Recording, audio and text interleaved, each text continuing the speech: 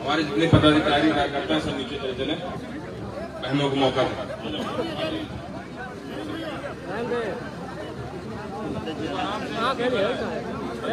जय भीम।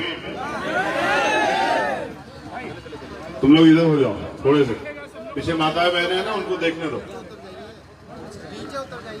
ये खाली कर दो बस, मनीष रहेंगे सिर्फ और राजवीर जो काम करते हैं, और तुम भी पीछे हो जाओ। बैठो भाई, वहां बैठो, वहां फूल छोड़ दो, बैठ जाओ, अभी कमी है। 4 से 5 और चाहिए यहाँ बैठने के लिए। आ जाओ ऊपर, आ जाओ फटाफट। ये तुम लोग सामने आ जाओ, करो काम।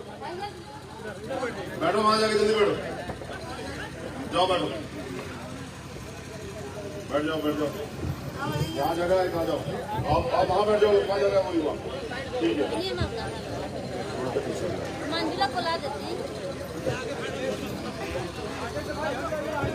समय कम है, लेकिन आपकी इच्छा थी कि मैं यहाँ आऊं।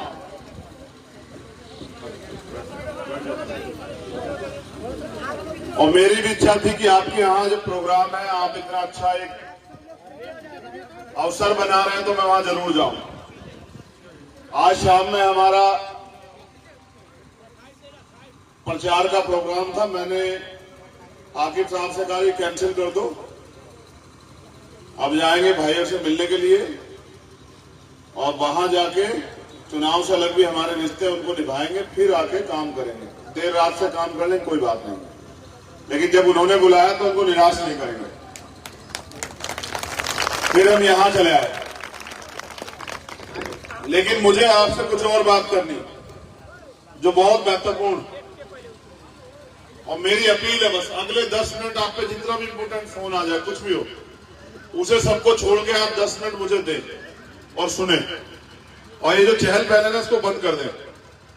चाहे वो कोई नया कार्यकर्ता हो या पुराना, अनुशासन में रह के मदद कराए। ये जो आपने लगाया है ना, ये तथागत बुद्ध की मूर्ति है,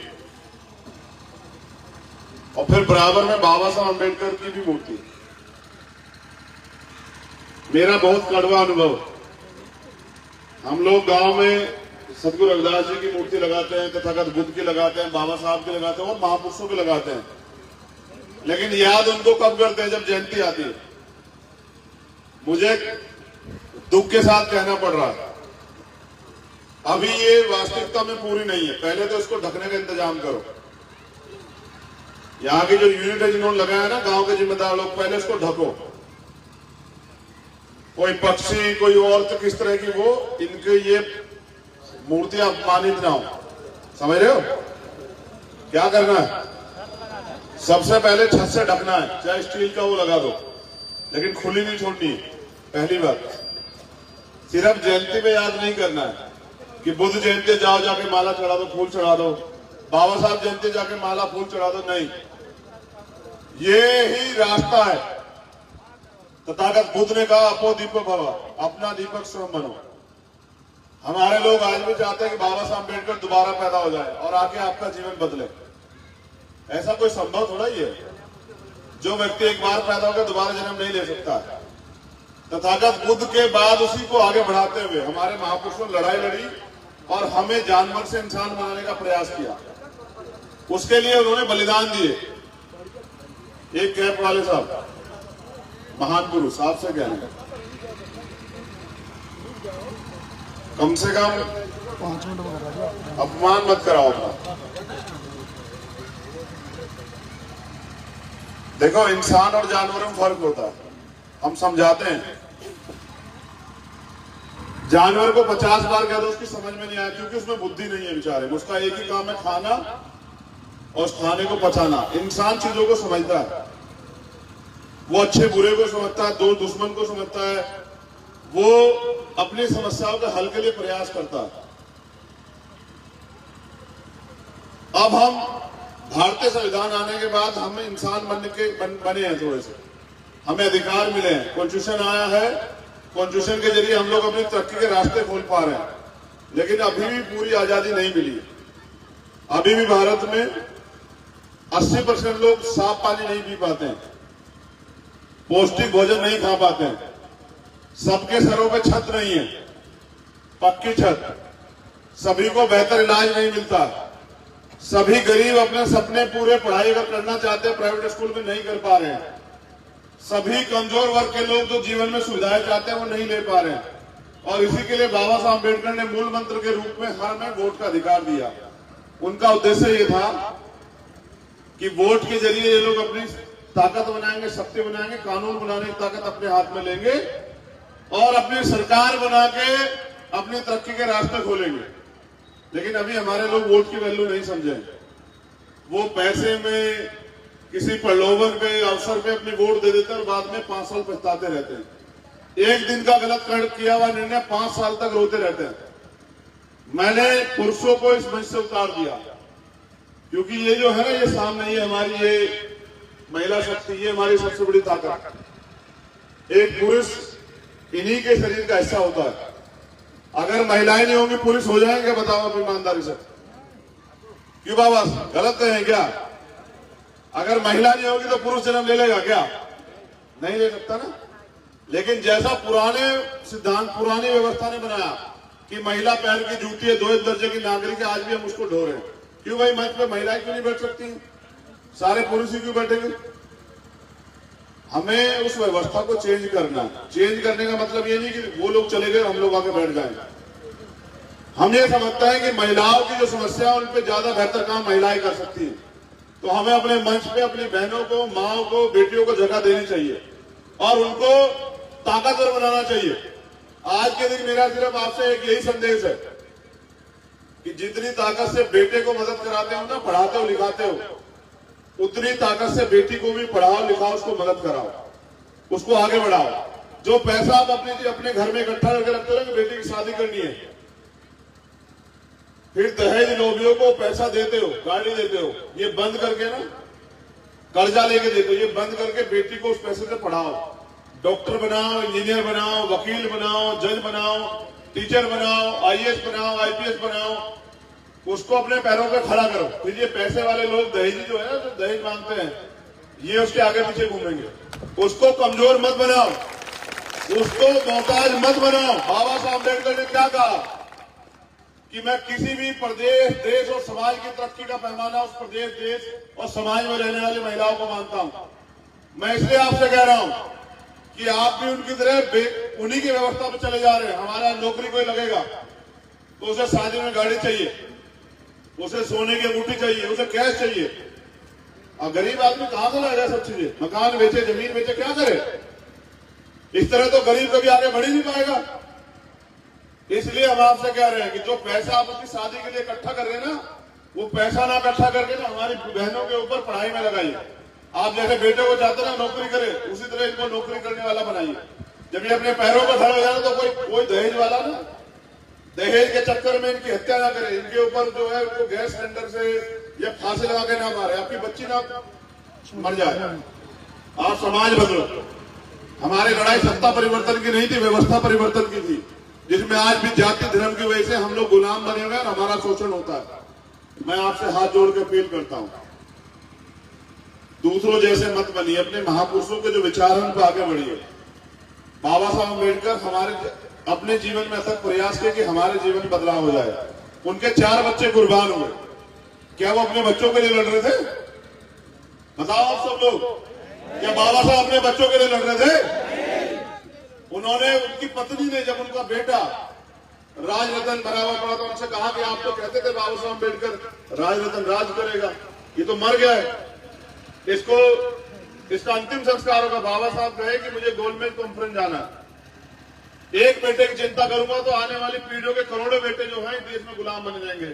मैं इसकी तरफ नहीं देखना चाहता। आपने क्या बाबा साहब के मिशन को आगे बढ़ाने का आपने क्या योगदान दिया भाई?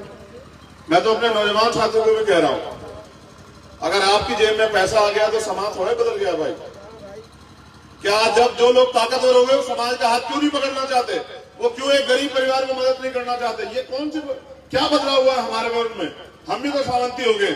जो पैसा वाला हो गया वो समाज में बैठना ही नहीं चाहता है। देखो, मैं आपसे फिर अपील कर रहा हूं, आप गलत ट्रैक पर चले गए, उसको बदलना पड़ेगा। हमारे महापुरुषों ने क्या कहा, समतामूलक समाज बनाना। कैसे बनेगा? कमजोर और ताकतवर में कभी समझौते नहीं होते। पहले आप ताकतवर बने, अपने आप को खड़ा करें, मजबूत बनाएं। और मैं नौजवानों से अपील करूंगा, भाई एजुकेशन ही एक रास्ता है, बस खूब अच्छे से पढ़ाई करो, काबिलियत पैदा करो अपने अंदर, और उस काबिलियत के दम पे आगे आओ और अपना इतिहास खुद लिखो। किसी के आगे हाथ मत फैलाओ, मोहताज मत बनो, अपनी ताकत बनाओ और अपनी ताकत के दम पे परिवर्तन करो। और मेरा चैलेंज है, मैं गरीब परिवार से आता हूं, आरक्षण व्यवस्था की वजह से मेरे पिताजी नौकरी लगे।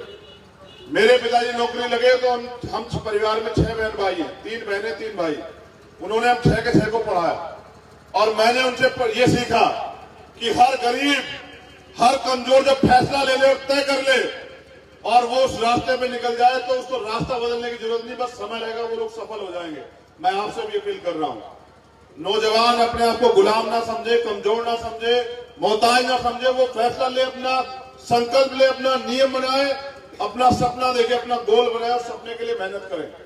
अगर आप डॉक्टर इंजीनियर बनना चाहते हैं ना साहब, चलो एक सिंपल भाषा समझाते हैं नौजवानों, चपरासी बनना चाहता है ना कोई, उसके लिए भी टेस्ट देना पड़ता है, पड़ता है नहीं पड़ता? बताओ।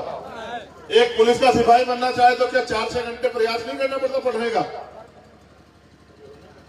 दौड़ भी लगानी पड़ती, समझ रहे हो? एक अधिकारी बनना चाहे, IAS IPS, तो 16 घंटे 14 घंटे पढ़ाई करनी चाहती है। और अगर मालिक बनना चाहे इस देश में तो कितने घंटे काम करना पड़ेगा? उनसे ज्यादा ना। अगर IAS IPS को चलाने वाला बनना है तो फिर कितना ज्यादा काम करना पड़ेगा? उनसे ज्यादा है कम। सरकार ऐसे थोड़े बनेगी सर, मेहनत करनी पड़ेगी, घर से निकल के काम करना पड़ेगा, लोगों के बीच जाकर तैयार करना पड़ेगा, लोगों को समझाना पड़ेगा, उन्हें अपने पैरों पे खड़ा होना पड़ेगा, इसलिए उनको तैयार करना पड़ेगा, उनको बताना पड़ेगा कि वो अपनी रीढ़ की हड्डी मजबूत करें। मैं आपसे भी अपील करता हूं, जितने नौजवान साथी हमें विश्वास रखते हैं, हाथ खड़ा करो। चलो, नौजवानों की बात कर रहा हूं, बुजुर्गों की नहीं, जो हमारे बराबर के, हमसे छोटे नौजवान। सर धन्यवाद।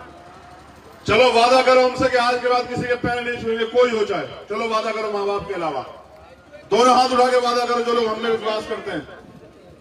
नहीं छुएंगे किसी के पैर, छुएंगे तो अपनी माँ के, चाची के, दादी के, चाचा के, ताऊ के, किसी के और के आगे अपनी रीढ़ की हड्डी नहीं झुकाएंगे किसी भी कीमत पर। बहनों से भी कह रहे हैं, तुम पैर छूते हो सम्मान के लिए, वो लोग समझते तुम कमजोर हो, समझ रहे हो? बंद करो पैर छूना, आंख से आंख मिला के बात करो और अपने हक अधिकार को छीनो।